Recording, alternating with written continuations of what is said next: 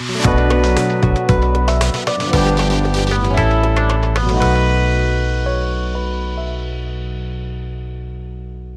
Fund के वर्तमान और संभावित निवेशक। सर क्या कभी कौड़ी ये वाला कौड़ी, इस कौड़ी में निवेश किया क्या आपने?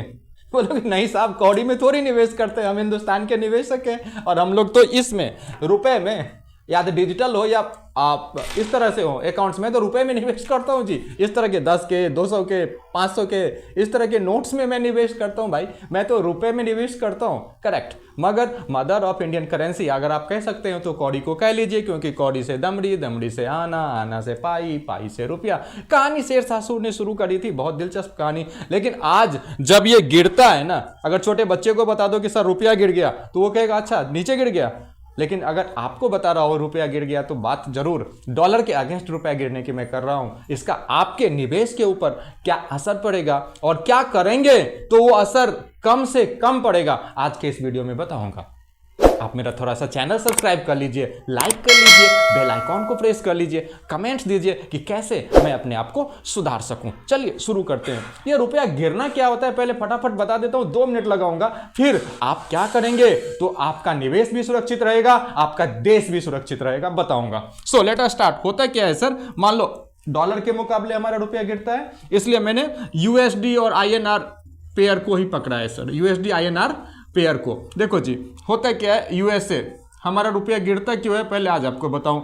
यूएसए के पास सपोज करो अभी 86 रुपये टेंटेटिव चल रहा है सर, तो मैंने इसलिए पकड़ा है। यूएसए के मुद्रा भंडार में 86,000 रुपया है, यूएसए के मुद्रा भंडार में 86,000 रुपया है। और वहीं इंडिया हमारे मुद्रा भंडार में, भारत के मुद्रा भंडार में उसके समकक्ष कितना रखना चाहिए, $1,000 है। लेट से अभी ये सीन है, पहला सीन है, ठीक है सर। तो अगर इतना है तो एक संतुलन की स्थिति, वर्तमान में संतुलन की स्थिति है। अब क्या होता है कि भारत को कुछ चीज सामान खरीदना है फॉरेन से, ठीक है। लेट से एपीआई खरीदा, एपीआई का मतलब वो दवा बनाने के लिए जो हमें लगते हैं ना केमिकल्स, उसको एपीआई बोलते हैं, एक्टिव फार्मा इंग्रेडिएंट बोलते हैं अंग्रेजी में। इन शॉर्ट हमने एपीआई कह दिया। सपोज करो सर उसने ऑर्डर लगाया बाहर के मुल्क में कहीं भी $100 का, $100 का ऑर्डर लगा दिया बाहर के मुल्कों में एपीआई खरीदने के लिए। $100 जैसे ही उसने लगाया तो भारत के मुद्रा भंडार, जिसे अंग्रेजी में फॉरेन एक्सचेंज रिजर्व भी कहते हैं, वहां से 100 रुपया घट गया। $1,000 हमारे पास था, $100 का हमने सामान बाहर से खरीद लिया, तो अब हमारे मुद्रा भंडार में कितना हो गया, $900। $1,000 थे, $100 खर्च हो गए। और अब यूएसए के पास तो रुपया गया, तो उसके इक्विवेलेंट रुपया, पहले 86,000 रुपया यूएसए के भंडार में था, हमने यूएसए से एपीआई ले लिया $100 का, हमारे $100 गए और इसका मुद्रा भंडार बढ़ के कितना हो गया सर, लेट से 86,000 पहले था प्लस ये 8600 और जोड़ दीजिए, तो 86,000 प्लस 8600 यानी इसके मुद्रा भंडार में इजाफा हो गया, 94,600 रुपया बन गया और हमारे मुद्रा भंडार में से $100 नीचे हो गया। तो अब आप कुल मिला के ये समझ गए होंगे कि अगर हमारे देश को अमेरिका के समकक्ष, यूएसए के मुद्रा भंडार के समकक्ष अगर डॉलर को रखना है तो क्या करना पड़ेगा, 2 चीजें करनी पड़ेगी। पहला तो कम से कम चीजें बाहर से खरीदनी पड़ेगी और अपना चीज ज्यादा से ज्यादा बेचना पड़ेगा। तो ऊपर वाला एक दिन ऐसा भी दिन लाएगा जिस दिन की यूएसए के मुद्रा भंडार में अगर 86,000 रुपया है तो हमारे भारतवर्ष के मुद्रा भंडार में भी $86,000 हो जाए, यानी भारत के मुद्रा भंडार में भी 86,000 foreign exchange reserve United states dollar हो जाए। और इसे ही कहते हैं इक्विलिब्रियम पोजीशन, जितने का डॉलर यूएसए में उतने का डॉलर, जितने रुपया यूएसए में उतना डॉलर भारत में, कांस्टेंट सीन, मुद्रा स्थिर रहेगा। आजादी के समय भी ऐसा नहीं था। मैं आपको एक चीज और बताऊंगा, आज लोग कमाल की बातें बोलते हैं कि सर 2014 से लेकर के गिर रहा है मुद्रा, गिर रहा है मुद्रा, गिर रहा है मुद्रा, लेकिन मैं आपको 1991 की बात बताने वाला हूं, जहां 21 रुपए से लेके 45 रुपए तक यह मुद्रा गिरा था। बताइएगा हुकूमत किसकी है? बताता हूं सर, शुरुआत से शुरू करते हैं, है कि नहीं। 1946 जब हम आजाद नहीं हुए थे सर, उस समय $1 की कीमत ₹4.76 थी। उस समय 1946 से लेकर 1965 तक ये ₹4.76 पे कांस्टेंट था। आगे आगे चलो जी। 1975 में ये 8 रुपए का 8 रुपए तक पहुंच गया था। 1985 में 12 रुपए तक पहुंच गया था। अब आता है दौर 1991 का। याद करिए 1991 का दौर, जब हमने सोना गिरवी रखा था। मैं किसी हुकूमत को ब्लेम करने नहीं आया हूं सर, हम तो फाइनेंशियल चीजें आपको बताने आया हूं, क्योंकि हिम्मत वतन की हमसे है, हिम्मत और ताकत वतन की हमसे है। सरकार तो हमारे नुमाइंदे हैं, हमें क्या करना है ये मैं आपको बताऊंगा, ताकि आपका निवेश यहां पे सुरक्षित रहे। लेट अस स्टार्ट जी। आपको बता रहा हूं 1991 में सर, उस समय लिबरलाइजेशन, प्राइवेटाइजेशन, ग्लोबलाइजेशन आया था। उस समय मुद्रा का कितना अवमूल्यन हुआ था, यहां पे मैं आपका विशेष all eyes are on this devaluation period right now. 1991 से लेके देखो सर, 1991 के आसपास नरसिम्हा राव साहब की गवर्नमेंट थी उस समय। 21 रुपए से गिरते गिरते गिरते गिरते गिरते गिरते गिरते गिरते 45 रुपए तक आया था जी। ठीक, और आ जाते हैं 1977। उसके बाद सर देखो, ऐसा नहीं कि भारत का मुद्रा लगातार गिरा ही है, 10 बार हमारा मुद्रा मजबूत भी हुआ है। और इस 10 में इरेस्पेक्टिव ऑफ गवर्नमेंट इसने मुद्रा, हम जानते हैं मोदी सरकार है, आप जानते हो मोदी सरकार है, रुपया थोड़ी जानता है कि मोदी सरकार है। अभी दिखाता हूं, ये देखो सर 1977 से 85 1 रुपया मजबूत हुआ था। 2003, 4 और 5 लगातार 2.5 रुपए मजबूत हुए थे, उसमें रुपए और मजबूत और मजबूत और मजबूत हुए थे जी। 2007 3 रुपए मजबूत हुए थे। 2017 2 रुपए मजबूत हुए हैं। 2017 में किसकी हुकूमत? मैं सिर्फ ये कहना चाह रहा हूं कि ये मुद्रा है ना sir, economic situations, global situations, lot more things are dependable on devaluation of this currency, है कि नहीं।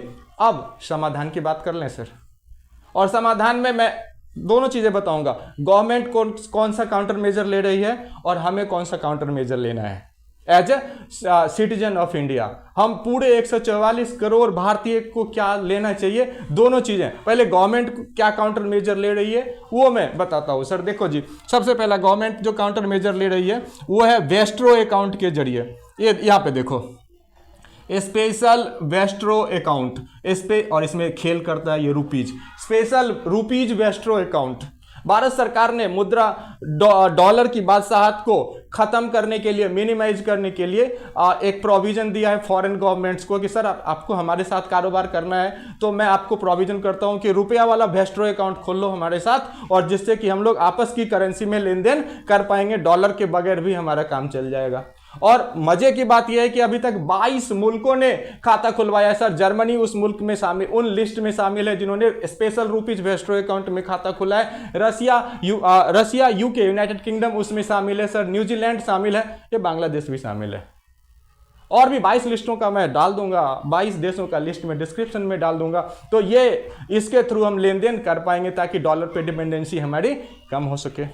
दूसरा काउंटर मेजर भारत सरकार ने टूरिज्म को बढ़ावा दो, सो दैट कि टूरिस्ट बाहर से आए, और इससे टूरिस्ट आएंगे तो फॉरेन करेंसी लेके आएंगे, क्योंकि कुल मिला के हमें फॉरेन एक्सचेंज ही तो बढ़ाना है। और इसमें मील का पत्थर सिद्ध हो रहा है ये कुंभ, जिसके ऊपर लगातार all eyes are on Kumbh right now. अब बताता हूं कुंभ में कितने विदेशी मुद्रा आएंगे, बताऊं क्या?